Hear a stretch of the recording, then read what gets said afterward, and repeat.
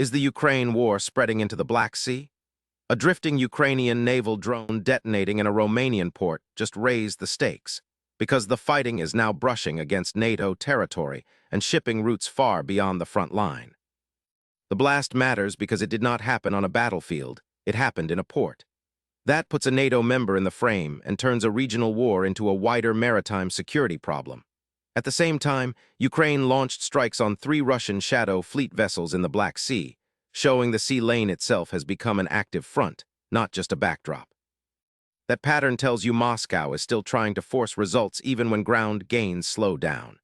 The bombing campaign increases danger for Ukrainian cities, while the war grinds on without a clean breakthrough.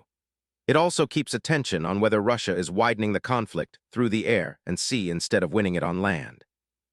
The long timeline matters because the Black Sea and Crimea have been tied to this war from the start.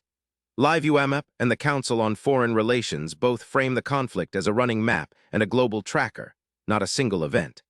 That is why each new strike, drifted drone, or port incident gets watched as part of one expanding campaign. That is the real stake here. If the Black Sea keeps heating up, the conflict can touch shipping, energy routes, and the wider security architecture that allies rely on.